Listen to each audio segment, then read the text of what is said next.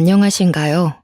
저는 작년 말미쯤에 딸을 잃은 다 늙은 할머니이자 엄마입니다. 제게는 하나밖에 없는 귀한 딸이 하나 있는데요. 모든 엄마들이 그렇듯 제 자식도 제게 목숨보다 귀했어요. 가난한 가정 아래 임신을 미루다가 힘들게 찾아온 아이였거든요. 제 나이 40살에 찾아온 소중한 생명이었고 저희 가정의 기쁨이었죠. 저와 남편에게 하염없는 사랑과 마음을 베풀던 고운 아이를 잃은 지가 11개월 정도 됩니다. 정말 사랑했고 여전히 너무 사랑하는 제 딸아이를 영영 기억하고 싶어서 이 글을 쓰게 되었네요. 저와 남편은 서로 없는 집안이었지만 그래도 서로 많이 사랑해서 결혼을 하게 되었는데요. 같이 힘 보태서 살아가면 언젠가는 가난에서 벗어날 거라고, 사랑하는 사람과 함께라면 이 정도의 가난은 금방 이겨낼 수 있을 거라고, 막연하게 그런 순수한 생각을 하면서 시작한 결혼 생활이었습니다. 그런데 막상 부부라는 울타리 안으로 들어서니 혼자 살 때보다 더 힘들었어요. 그럼에도 저희 부부는 다툼 없이 똑같고 아끼고 똑같이 의지하면서 잘 지냈어요. 가난할수록 서로에게 상처되는 말을 하지 않기 위해 노력했던 거죠. 저는 중학교를 졸업하고 고등학교는 돈이 없어서 다니질 못했고요. 남편은 고등학교까지만 졸업한 사람입니다. 제가 이런저런 여러 가지 아르바이트를 하다가 20대 끝 무렵 남편을 만나서 결혼을 하게 된 거거든요. 저희는 돈이 없어서 결혼식도 남들처럼 거창하게 못했어요. 혼인신고하는 것만으로도 큰 의미가 있었고 함께 살게 된 월세방에서 식탁에 물 하나 떠놓고 반지를 나눠 낀 것이 다였거든요. 그래도 행복했습니다. 부부로 지내면서 당연히 지치고 힘든 순간을 겪었지만 남편을 탓하지 않았고 남편도 저를 탓하지 않았다는 게 행복했던 이유 중 하나이기도 해요. 남편은 택배 일을 하는 사람이었는데 무거운 짐을 많이 들어야 해서 허리가 많이 아팠어요. 한 번은 디스크가 터져서 수술을 받기도 했습니다. 그럼에도 일은 그만둘 수 없어서 계속했는데 병원 갈 돈을 아껴야 하니 매사에 조심은 하고 있었죠. 한 10년을 저와 남편은 무료하고 평범하게 지내왔습니다. 중간중간 아이를 만들고 싶었으나 병원도 못 가는 우리 형편에 아이까지 만들면 사정이 더 어려울 것 같았어요. 당장 일을 해서 돈을 차곡차곡 모아야 하는 실정이기도 했고 좀 더 나은 형편의 아이를 낳아서 아이가 남들 하는 만큼은 배우고 먹으며 살기를 바랬거든요. 가난한 집에서 태어났다고 저희처럼 부족하게 크도록 하고 싶지 않았어요. 그래서 계속 미뤘더니 어느새 제 나이가 40을 바라보게 된 겁니다. 그때까지도 저와 남편은 가난한 형편을 벗어나지 못했습니다. 우선 매달 나가는 월세가 큰 발목을 잡았어요. 다른 걸 아끼더라도 애 하나 키우는 데는 한참 모자란 사정이었죠. 그럼에도 제가 나이를 너무 먹어버렸으니 혹시 몸이 안 좋아 아이가 생기지 않는 상황이 되어버린다면 정말 속상할 것 같았습니다. 저와 남편은 아이와 함께 지낼 환경을 위해서 돈을 벌기도 했거든요. 그렇게 죽을 만큼 돈을 모은 것 같은데도 서울에 집 하나 사기가 이렇게 어렵네요. 아이 없이 이대로 둘이서 살 수밖에 없는 건가 마냥 걱정하고 있는 제게 남편이 어느 날 그런 말을 했습니다. 내가 밤일까지 뛰는 한이 있더라도 당신이랑 내 아이는 안 굶길 거야. 그러니까 우리 아이 가지자. 나 당신이랑 똑 닮은 딸아이 갖고 싶어. 와, 생각만 해도 일하는데 의지가 솟고 힘이 나네. 무리하다가 건강해치면 어쩌려고. 나도 아이가 무척 갖고 싶지만 혹시나 준비되지 않은 우리 형편 때문에 아이가 마음을 다칠까봐 걱정돼. 내가 그렇게 안 둬. 그리고 당신 꼭 아이 낳고 싶어 했잖아. 그러려고 당신 몸 불살라 돈 모으고 아껴온 거잖아. 나는 아이 낳고 잘 키울 자신 있는데 당신은 아니야? 돈 걱정이라면 그건 정말 나한테 맡겨주라니깐. 남편은 형편 걱정 말라며 제 손을 잡고 하룻밤 내내 저를 안심시켜 주었습니다. 남편이 주는 신뢰와 확신, 그리고 저 역시 아이를 보고 싶다는 마음이 더해져 남편과 저는 아이를 만들었죠. 사실 쉽지 않았습니다. 2년간 여러 번의 실패를 겪고 결국 나이 40을 맞이했을 때 제 딸이 찾아왔거든요. 남편이 제 몸을 생각해서 나이 40이 되면 아이는 포기하자고 했었는데 제가 고집부려서 노력한 결과였습니다. 저와 남편은 처음 딸아이를 품에 안은 그 순간을 아직도 잊지 못하고 있어요. 정말 뽀얗고 예쁜 딸아이였거든요. 간호사들도 우리 딸 예쁘다고 막 칭찬을 하는데 그 순간이 제 인생에서 가장 행복한 순간입니다. 이름은 고은이로 지었어요. 간호사들이 계속 곱다고 칭찬을 많이 해줘서 그 자리에서 짓게 된 이름이었죠. 제 딸은 시들어가던 저와 남편의 일상에 피로회복제와 같았습니다. 자식이 있다는 것 하나만으로도 가슴 뛰는 하루를 보낼 수 있다는 게 너무 행복하더군요. 지쳐서 쓰러지는 날이 많던 남편도 피곤함을 무릅쓰고 자기 전에 딸을 그렇게 안고 있다가 잠들었어요. 저희는 하나 있는 딸을 정말 애지중지 키웠습니다. 제 딸은 아기 때부터 성향이 얌전하고 차분한 아이였는데요. 어떻게 그리 말썽 한번 안 피우고 자랄 수 있는 건지. 어쩔 땐 저와 남편은 혹시 아이에게 문제가 있는 건 아닌가 고민도 했었다니까요. 특히 딸은 학교 생활을 굉장히 착실하게 잘 임했어요. 다른 집 자식들은 사춘기면 부모랑 말도 잘 안 섞는다는데 우리 딸은 집에만 오면 조잘조잘 있었던 얘기를 잘 떠들었어요. 친구들과 놀았던 이야기, 수업 시간 어려웠던 과목, 선생님 말씀 등등 끊임없이 이야기 보따리가 새어나왔죠. 식사 자리에서 딸 얘기를 들으면서 밥을 먹으면 저와 남편은 그보다 즐거운 게 없었습니다. 딸이 그만큼 건강하게 커가고 있는 무렵 혼자 밤낮으로 일하는 남편 건강이 걱정되기 시작했어요. 저도 이제 일을 찾아야 했죠.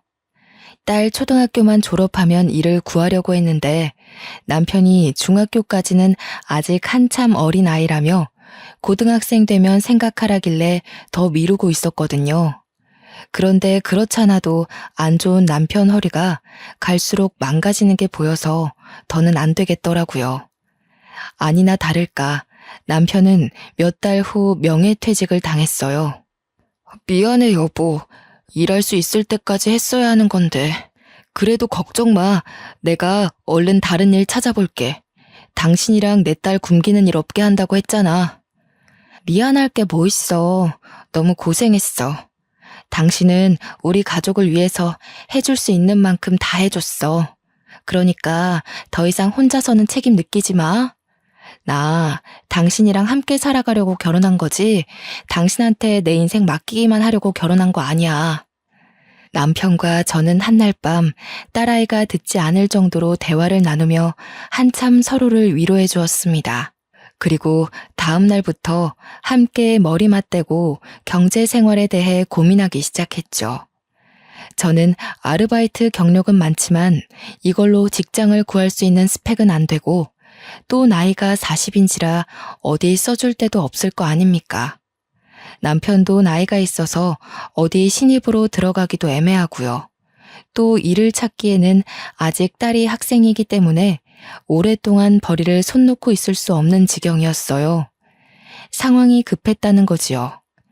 저희 수중에는 남편이 명예퇴직금으로 받은 돈과 적금이 전부였는데요. 여러 번 고민하다가 결국 마음먹은 일이 바로 작은 국수집을 차리는 거였습니다. 식당을 하나 차리고 싶은데 마땅히 내세울 요리 실력이 아니라 고민하던 차에 국수가 떠올랐어요. 딸이 국수를 참 좋아하는데 그 때문에 제가 평소 국수하는 데는 도가 텄거든요.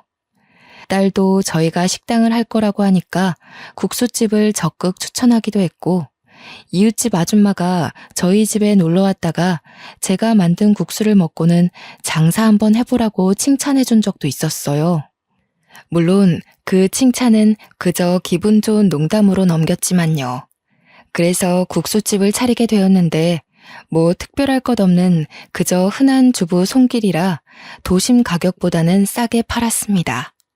제 딸이 굉장히 좋아했어요. 이제 국수 원 없이 먹을 수 있다면서요. 얼마나 사랑스럽던지. 저희 집 국수가 저렴해서 그런가 돈 없는 학생들이나 어르신들이 좀 많이 찾아왔는데요. 행색 보니까 다들 하나같이 저처럼 어렵고 힘들게 사는 처지처럼 보였습니다. 그래서 국수양을 듬뿍 주기도 했거든요. 그런데 그게 소문이 났는지 덕분에 손님이 빠르게 늘더라고요. 제 남편은 배달을 했어요. 우리는 업체를 쓰는 게 아니기에 정말 엎어지면 코다할 가까운 곳만 배달을 갔는데도 수익이 괜찮았습니다. 그렇게 무탈하게 장사를 진작 국수집을 차릴 걸 그랬나 싶더라고요. 엄마, 휴대폰 좀 바꾸라고 했지? 이거 나 초등학생 때부터 썼던 거 같은데? 요즘 영상통화 되는 거 많잖아. 아빠랑 둘이 그걸로 바꿔. 아이고 됐어. 그 비싼 걸 뭐하러. 지금 그 전화도 튼튼하고 잘만 되는구만. 전화가 연락만 될 수 있으면 되는 거지. 내가 학교 가서도 엄마 아빠 보고 싶을 때가 있으니까 그렇지. 영상통화 되면 얼굴 보면서 얘기할 수 있고 좋잖아. 나 이제 곧 직장인이잖아. 첫 월급 받으면 내가 휴대폰 하나씩 사줄까? 제일 좋고 화면 크고 비싼 걸로. 또 봐라. 쓸데없는데 신경 쓰지. 됐네요. 그 돈으로 너 하고 싶은 거 하고 사고 싶은 거 사면서 써. 우리 딸내미 코 묻은 돈을 어떻게 받니? 대학을 졸업한 딸은 식품회사의 개발 직원으로 입사했습니다. 전공도 그쪽으로 가더니 학점까지 좋아서 교수님 추천서를 받고 들어갔다네요. 그러면서 하는 말이 참 귀여웠는데요. 나는 엄마 국수가 세상에서 제일 맛있어서 모든 사람들이 엄마 국수 다 알았으면 좋겠어. 내 꿈이 뭔 줄 알아? 돈 모아서 엄마 아빠한테 큰 사업체 하나 차려주는 거. 바라지도 않았는데 원하는 꿈이 저희를 위한 선물이라는 딸의 말이 기특하고 자랑스러웠어요. 다 큰 어른이 되었는데도 국수를 먹기만 하면 꼭 옷에 한 가닥씩 흘리는 이 칠칠 맞은 아기가 언제 이렇게 커서 똑 부러지는 소리를 하나 싶더라고요. 건강하고 예쁘게 자라줘서 너무 고마웠지만 딸이 커간다는 건 저와 떨어져 지낼 날도 얼마 남지 않았다는 거잖아요. 당연히 좋은 사람 만나 시집을 갈 것이고 이러한 과정은 인간에게 있어 자연스러운 일인 거 아는데 참 상상만 해도 서운하더라고요. 딸이 행복하길 바라지만 헤어짐이 조금 늦게 오길 바랬어요. 그런데 그렇게 한없이 아기처럼 보이던 딸이 어느 날 같은 회사 직원이라며 결혼할 남자를 소개했는데요. 막상 걱정했던 일이 코앞에 닥치니 딸 낳고 상심을 해본 적 없던 제가 딸 몰래 며칠 동안 소가리를 했습니다. 그래도 딸 앞에서는 티내지 않았죠. 딸의 행복을 위한 길이니 축하해주고 싶었으니까요.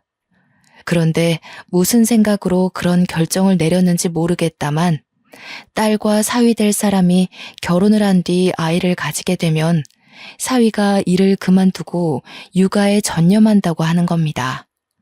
사위가 평소 그걸 희망했고 영 집안일과 맞지 않다던 딸이 돈을 벌기로 했다네요. 솔직히 제 선에선 이해하기 어려운 가치관이었어요. 요즘 애들과 저 때의 생각이 차이날 수밖에 없다는 걸 이해하려 해도 걱정되는 건 어쩔 수 없었죠. 그래도 어쩌겠습니까? 둘이서 너무 확고한 마음을 가지고 있고 믿어달라고 씩씩하게 말을 하니 이 결혼을 허락할 수밖에요. 딸은 결혼하고 한 달 만에 임신을 했어요. 배가 남산만해진 딸이 출산할 때 전화해서 남편이랑 급하게 산부인과로 갔던 기억이 납니다. 엄마, 나이 40에 나 낳는다고 진짜 고생했겠다. 나는 지금도 버티기가 너무 힘든데 우리 엄마 얼마나 아팠을까? 그래도 내 아이 보면 그 고통 싹 사라질 만큼 기쁘겠지? 당연하고 말고 엄마가 너 낳고 얼마나 행복했는데 지금 잠깐 아픈 거 참으면 너무 사랑스러운 아이가 네 품에 안길 거야. 많이 아프면 소리 질러도 돼. 엄마가 옆에 있을게. 엄마, 나 진짜 이번에 느꼈어. 나는 세상 엄마들 다 존경해. 그중에서 엄마를 제일 존경해요. 태어나게 해줘서 진짜 고마워. 나 평생 엄마 아빠한테 효도할 거야. 딸 출산 때 분만실로 한 사람만 들어올 수 있게 해주었는데요. 딸이 사위를 두고 엄마랑 같이 있고 싶다고 해서 제가 들어갔어요. 제 눈에는 여전히 품 안의 아기인 딸이 자기 아이를 낳느라 힘들어하는데 그게 그렇게 가슴이 찢기는 기분이더라고요. 아이가 생각보다 잘 나오지 못하고 애를 조금 먹었거든요. 그 순간만큼은 태어날 손녀보다 제 딸 생각뿐이어서 그저 손녀가 원망스럽기도 했네요. 그래도 태어난 손녀가 너무 예쁘더라고요. 제 딸이 태어났을 때랑 얼마나 똑 닮았는지 굉장히 뽀얀 아기였어요. 제 딸을 낳았을 때와는 또 다른 행복감이 밀려오더군요. 그 손녀를 제가 가장 먼저 안아보았어요. 딸은 육아휴직으로 1년을 집에서 쉬다가 손녀가 2살이 되었을 때 결혼 전 약속했던 것처럼 사위랑 역할을 바꾸었어요. 그때부터 사위가 살림을 했고 딸이 직장에 나가서 돈을 벌어왔죠. 딸도 사위도 괜찮아 했고 이런 역할 분배가 적성에 맞다는데 저는 왜 이렇게 걱정이 되는지 저도 참 주책이더라고요. 사위가 알아서 잘하겠다만 그래도 투박한 남자 손길에 맡겨진 손녀가 염려되어서 사위에게 몇 달간 전화만 했었네요. 혹시 모르는 거 있으면 나한테 전화하고 괜히 사부인한테 전화했다가 잔소리 들을라. 너희가 잘하고 있다고 해도 어른들은 걱정될 수밖에 없거든. 또 귀한 아들 고생시킨다고 사부인이 우리 고은이 미워하면 어쩌니? 아닙니다. 장모님, 저희 어머니께서 고은이 엄청 좋아하세요. 여자가 야무지고 강단 있다고 고은이 때문에 저희 집이 잘 돌아간다고 했는걸요. 저보고 매일 고은이한테 엎드려 절하래요. 사위 인상이 참 좋다고 생각은 했었는데 시간 지나고 보니 인품도 참 훌륭하더라고요. 사돈댁 아량이 워낙 넓어서 사위까지도 올곧게 자랐나 보다 그런 생각이 들었죠. 또 사위는 반찬까지 훌륭하게 만들어낼 정도로 완벽하게 집안일을 하고 있었는데요. 한번 딸의 집에 놀러 갔다가 사위가 만든 음식을 대접받고서 아주 깜짝 놀랐답니다. 이게 정말 강서방이 다 준비했다는 말이니? 내가 살면서 보도 못한 음식들이 한상이네. 이게 무슨 일이라니? 사부인 솜씨가 좋아서 배운 건가? 가정집에서 이런 요리를 먹게 될 줄은 몰랐네. 엄마, 말도 마. 이 사람이 고등학생 때부터 요리를 해서 시부모님 밥상을 차려주고 그랬대. 대박이지 않아? 집안일을 얼마나 잘하는지 전생에 현모양처 아니었나 모르겠어. 맞아요. 나는 할머니 국수 다음으로 아빠 음식이 제일 맛있어. 아빠, 오늘 저녁은 뭐 차려줄 거야? 나 파스타 먹고 싶은데. 딸 말대로 사위는 그야말로 집안 살림살이를 완벽하게 해내고 있더라고요. 그렇다고 육아일을 소홀히 하는 것도 아니었습니다. 초등학생 아이가 먹을 음식까지 따로 해내는 유능함까지 보였어요. 저와 남편이 사위의 살림 실력에 얼마나 놀랐는지 한참 웃었답니다. 어쩌면 저보다 더 꼼꼼하고 자부할 수 있었어요. 우리 사위가 이런 사람이다 하고 동네방네 자랑하고 싶기도 했고요. 그동안 제가 걱정했던 게 민망하고 미안할 정도였다는 거죠. 저는 그 후로 사위에 대한 근심을 완전 끊어버렸습니다. 세월이 참 빠른 게 서로 정신없이 살고 각자의 생활에 적응하다 보니 어느새 딸이 낳은 손녀가 벌써 중학생이 된 겁니다. 그때까지도 딸 부부는 문제없이 참 행복하고 단란하게 잘 살았어요. 외조, 내조, 각자 임무에 충실하다 보니 잘 살 수밖에 없었겠죠. 딸 사정이 경제적으로 많이 안정된 터라 저는 딸에게 은근슬쩍 둘째 손주를 묻기도 했는데요. 보영이가 나중에 크면 혼자 쓸쓸하지 않겠어? 동생 하나 만들어주지 그래. 아직 둘째 생각은 없는 거야? 나이 들면 갖고 싶어도 몸이 안 따라줘. 나는 보영이 하나로 만족해. 나도 외동이잖아. 그래서 엄마 아빠한테 그만큼의 사랑을 받을 수 있었다고 보거든. 내가 받은 사랑의 크기를 보영이도 느끼게 해주고 싶어.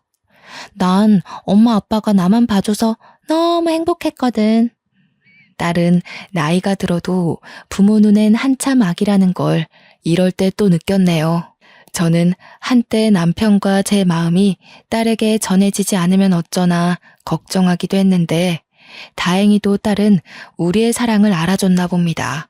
참, 손녀 보영이가 정말 제 딸의 마음씨를 쏙 빼닮았더군요. 중학생이라 한참 사춘기일 텐데도 일주일에 한 번씩이나 이 낡은 국수집에 와서 얼굴을 비춰줬습니다. 엄마가 할머니 국수 엄청 자랑하더라고요. 자랑할 만해. 근데 자랑할 만했다. 너무 맛있어요. 저 다음 주에 친구 데려와도 돼요? 제가 친구들한테 우리 할머니 국수 엄청 맛있다고 하니까 친구들도 먹고 싶대요. 어머, 정말? 친구들 많이 데리고 와. 할머니가 국수 공짜로 해줄게. 우리 손녀 친구들은 얼마나 착하고 예쁜지 보고 싶네. 학교 생활 어떻게 하는지도 좀 들어보고. 손녀를 보면 꼭 예전에 밥도 안 먹고 국수만 먹으려고 하던 제 딸을 보는 것 같아서 기분이 좋았어요. 까르르거리는 손녀의 웃음 덕분에 바쁜 장사에도 얼마나 힘이 솟는지 모릅니다. 가난으로 허덕이며 그저 행복만을 쫓아 살던 저와 남편은 딸 고은이를 낳고부터 이렇게 정말 소중한 나날들만 이어지고 있었어요. 남편과 둘이 장사를 마무리하고 집에 누워 눈 감기 전에 늘 행복에 겨워 죽겠다는 말을 많이 했던 것 같아요. 그런데 왜 그런 말 있잖아요. 행복이 클수록 그만큼 큰 불행이 찾아올지 모른다는 말이요.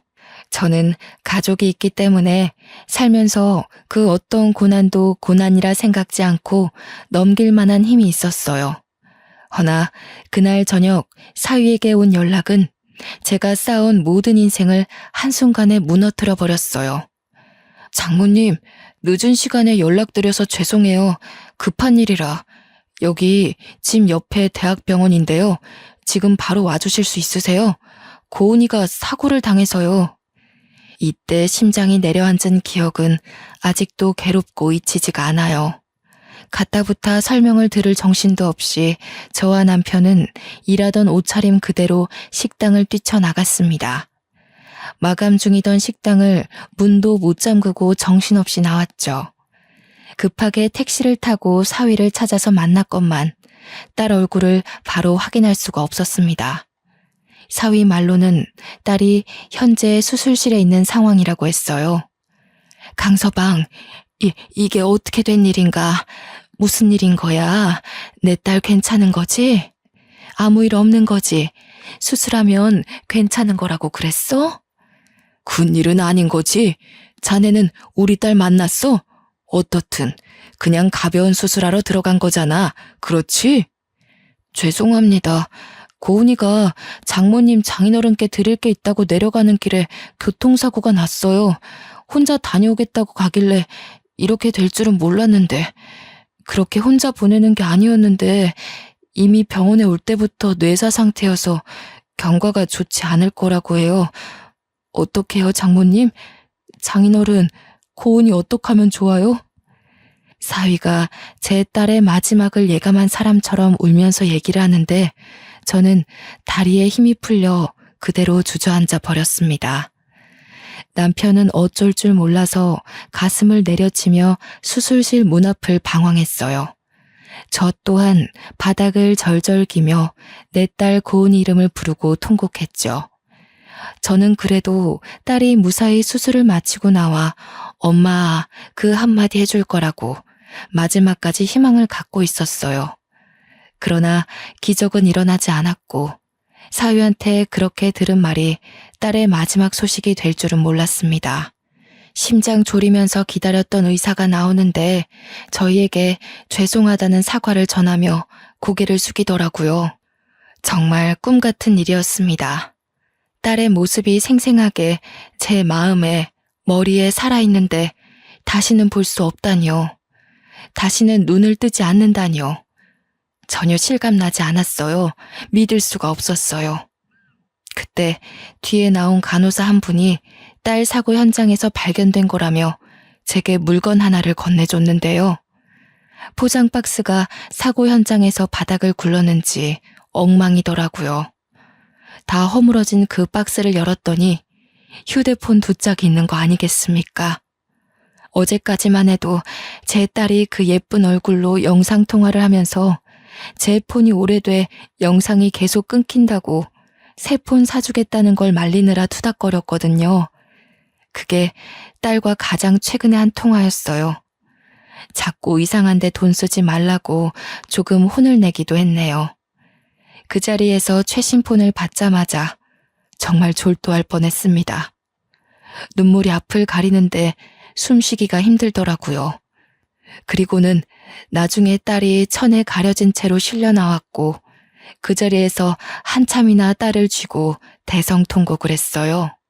천을 걷어내 곤히 자고 있는 딸을 보듬어 안으며 손을 주무르며 그렇게 몇 분 동안 딸 이름을 부르며 울부짖었습니다. 나중에 들은 말인데 딸이 졸음운전하는 차에 부딪힐 뻔한 어르신을 구하려다가 변을 당했다고 하는 겁니다. 그 어르신이 저와 비슷한 또래였다고 해요. 제 딸이 이승을 떠난 게 모두 다 제 탓 같아서 너무 괴로워 미치는 줄 알았습니다. 우리 딸이 왜 차라리 나를 데려가지? 나를 잡아가지. 왜 우리 딸이에요? 내 딸이 얼마나 착하게 살았는데. 고은아, 엄마한테 얼른 와. 엄마가 목숨 내놓을게. 제발 엄마한테 와, 고은아. 보영이는 어쩌고 그렇게 가버리니? 왜 이렇게 엄마 옆에 짧게 있다가 가버려? 저는 빈소에 마련된 딸 사진 앞에서 한참을 엎드려 하늘을 원망했습니다. 할머니, 저 엄마가 너무 보고 싶어요. 엄마가 내일 맛있는 거 사준다고 학교 야자 빼라고 했었는데 이제 엄마 못 보는 거예요? 다시는 엄마를 볼 수 없다는 게 너무 무서워요, 할머니. 아이고, 가여운 내 손녀. 보영아, 어떡하면 좋니? 이렇게 어린 것들 두고 어떻게 엄마가 갈 수 있다니? 할머니가 미안하다. 네 엄마 지켜주지 못해서 미안해. 어린 나이에 엄마를 잃은 손녀를 부둥켜 안고서 딸 이름을 얼마나 불렀는지 몰라요. 그렇게 3일을 눈물로 보내고 마지막으로 납골당 안치까지 정리했는데 도무지 그 앞에서 발걸음이 안 떨어지는 겁니다. 그 당시 저는 아직 우리 딸과 안녕할 준비가 안 되었고 하룻밤 지나면 이 모든 게 꿈일 것만 같았습니다. 딸한테 전화와서 또 휴대폰으로 잔소리 들을 것만 같은데 바로 내일 다시 볼 수 있을 것만 같은데 인사를 해야 한다뇨. 아직 내 품에 안았던 그 어린 아기의 온기를 여전히 기억하고 있는데 보내주라니요. 저는 납골당 앞에서 정신을 잃을 정도로 또 눈물을 흘렸고 사위가 저를 부축해줘서 겨우 납골당을 벗어날 수 있었습니다. 사위는 저와 남편을 국수집 앞까지 차로 태워다 줬어요. 그때서야 국수집 문을 안 닫고 나섰다는 걸 알았죠. 이 때문에 얼마나 정신없었는지 또 한 번 실감났네요. 다행히도 식당은 별다른 변을 당한 게 없어 보였습니다. 손님들이 카운터 앞에 놓인 수첩에다가 몇 자의 걱정하는 메모를 적은 것만 있었어요. 사위와 남편이 가게를 정리하는 동안 저는 테이블 앞에 주저앉아 딸이 준 휴대폰만 쥐며 또 한참을 울었는데요. 앞으로 살아갈 날이 너무 무섭더라고요. 과연 내가 내 딸 없는 세상에서 살아갈 수 있을까? 고은이 없이 웃을 수 있을까? 내 딸의 따뜻한 품, 다정한 눈빛, 함께한 세월을 가슴속에 묻을 수 있을까? 너무 자신이 없어서 한없이 무너져만 갔죠. 일어서고 싶은 마음도 없었어요. 그래서 그 뒤로 가게 문 앞에 사정을 설명하고 당분간 일을 나가지 않았습니다. 이 식당을 차리게 해주고 마음먹기에 힘을 준 딸이 이 세상에 없는데 제가 일할 의지가 어디 있겠습니까? 아무것도 할 의욕이 없어서 집에서만 그렇게 시름시름 앓는 걸 어느 날 사위가 집으로 오라고 연락이 왔더라고요. 딸의 짐을 정리하기도 해야 해서 저와 남편은 마음을 추스르다 말고 딸 집에 올라가게 되었습니다.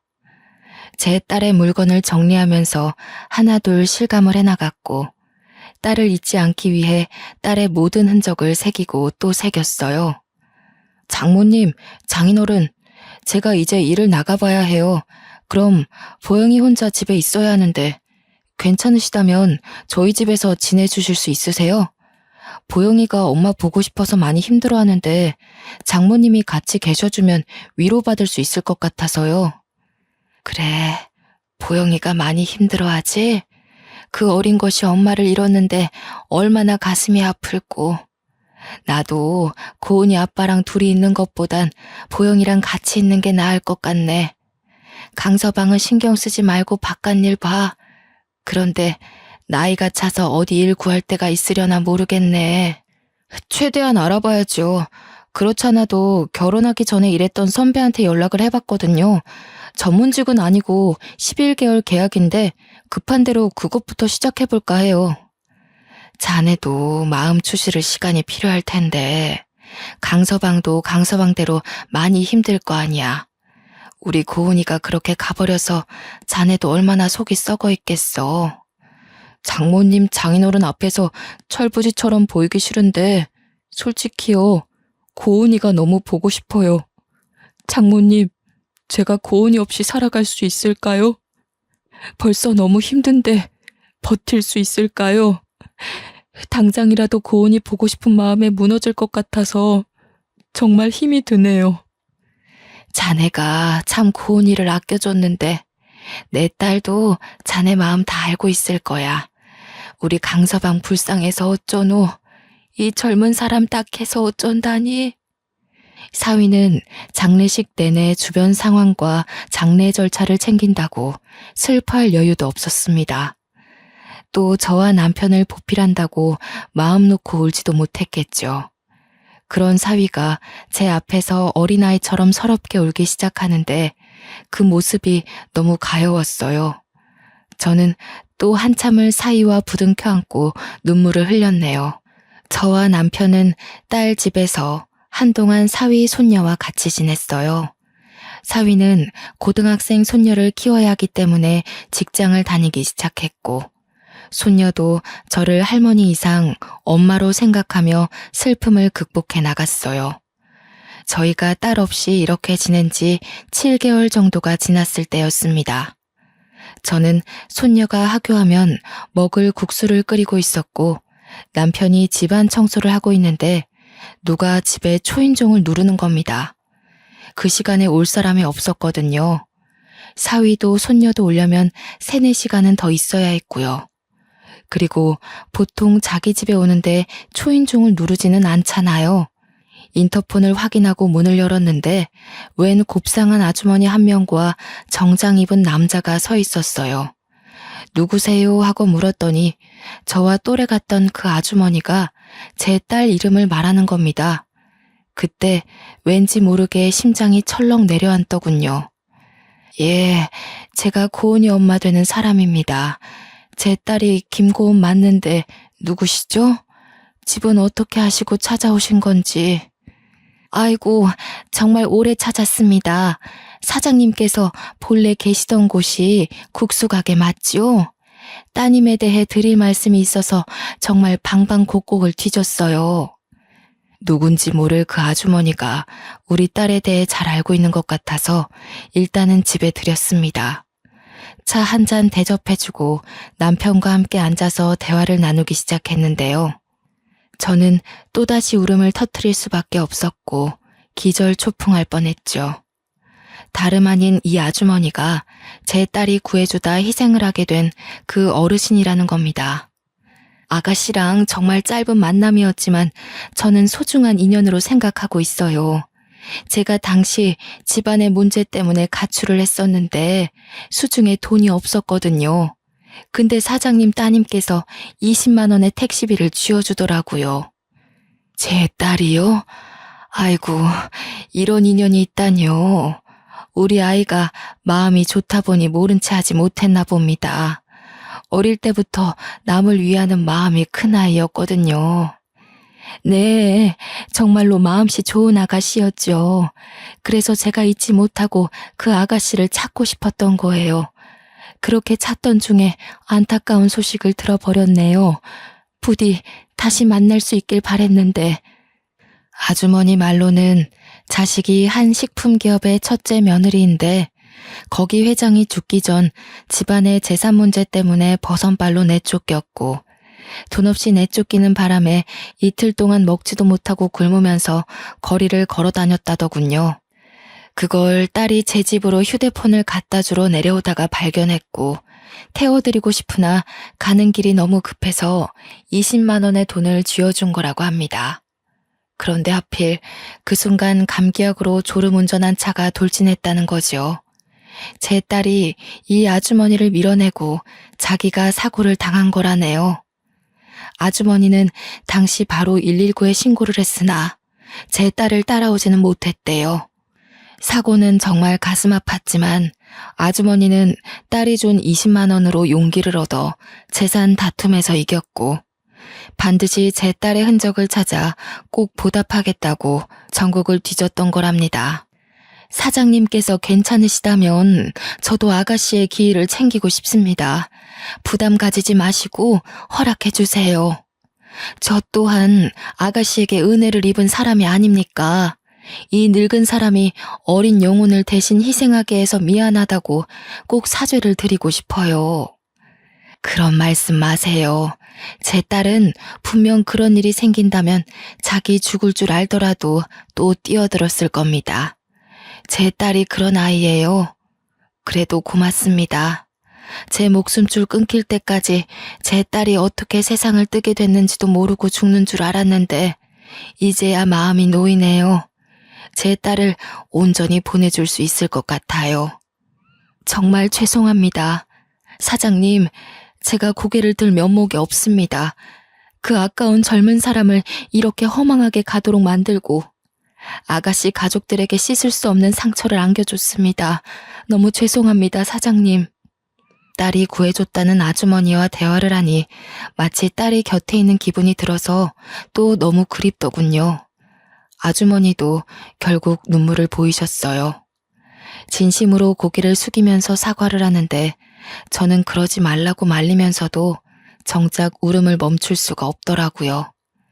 남편이 곁에서 제가 진정할 수 있도록 다독여주느라 애썼을 겁니다. 아주머니도 제가 안정을 찾을 때까지 기다려주면서 마음으로 같이 우리 딸을 그렸어요.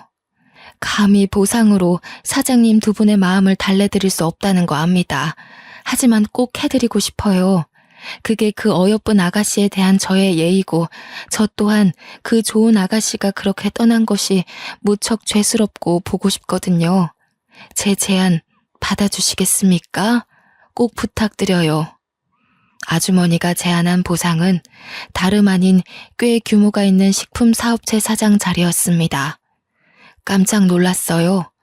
저는 그저 낡은 국수집 하는 평범한 주부일 뿐인데 그런 큰 기업의 사장이라니 말도 안 된다고 생각했죠.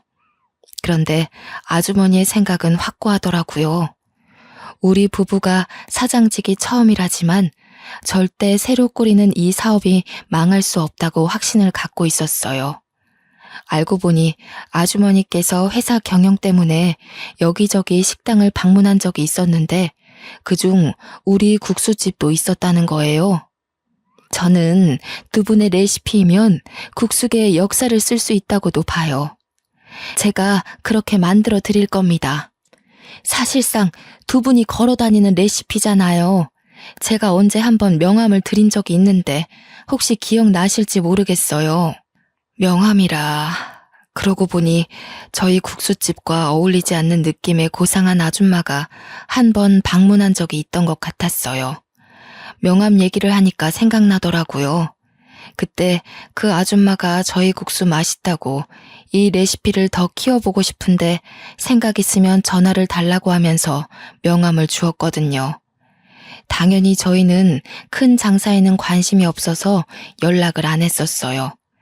그런데 그때 그분이 눈앞에 이분이라는 게 믿기지 않아서 잠깐 놀라 있었죠. 저도 아가씨의 흔적을 찾다가 알게 된 사실이에요. 아가씨 부모님이 제가 꽂혔던 국수집 사장님이라는 게 많이 놀라웠거든요. 이게 다 아가씨가 이어준 인연인가 봅니다. 아주머니는 말로는 저희 국수집을 처음 방문했을 때부터 사업 계획서를 짜놨다고 하는 겁니다. 대충 설명을 해주길 본점을 시작으로 차차 전국의 사업체를 확장시켜 나가고 싶다고 했어요. 어떻게 이런 인연이 있을 수 있는 걸까요? 아주머니가 하는 말을 듣는데 문득 제 딸이 우리한테 큰 사업체 차려주는 게 꿈이라며 자랑스럽게 얘기하던 모습이 떠오르더군요. 정말로 죽은 딸이 마지막으로 저희를 위해서 주는 선물일까요? 죽어서도 이 못난 엄마 아빠를 지켜봐주고 챙겨주고 있는 걸까요? 마치 딸의 효심이 하늘에서도 전해 내려진 것 같았어요. 그렇잖아도 다 늙은 사람 둘이서 언제까지 사위한테 기댈 수 없는 노릇이고 또 사위도 다 늙은 나이에 신입으로 들어간 거라 연봉이 낮아서 문제였는데 일자리가 필요하긴 했거든요. 아무래도 딸의 선물이 맞나 봅니다. 식구들이 어렵게 지내는 걸 지켜보고서 또 자기 몸 불살라 우리를 살려주는구나 생각이 되었어요. 너무 과분하지만 저는 아주머니 제안을 받았습니다. 남편도 저와 같은 생각을 했는지 고은이가 우리한테 마지막까지 효도를 하고 가네라며 눈물로 아주머니 제안을 감사히 받더군요. 덕분에 저희 부부도 사위랑 손녀도 경제적인 걱정은 없어졌어요. 경제가 안정이 되니까 모두 마음의 여유가 생기더라고요. 사위는 저희가 받은 식품 기업에서 부사장 자리를 맡고 있는데요. 그 아주머니께서 사람을 보내주는 덕에 친절하게 교육을 받고 있답니다. 저랑 남편은 이렇게 큰 사장 자리가 처음이라 실수가 많았지만 그래도 딸이 준 마음이라고 생각하여 열심히 익히며 배우고자 노력하는 중이에요. 지금은 수도권 쪽에 사업체 몇 군데가 확장되었고요. 한동안 사업 경영을 익히느라 정신없이 세월을 보냈다 보니 어느새 딸 기일이 다가왔더라고요. 이 사연을 쓰게 된 것도 내일이 1년 만에 찾아온 딸의 첫 기일인데 오랜만에 딸과의 지난 날을 추억해보고자 또 딸과의 세월을 기억하고자 시작한 일이었습니다.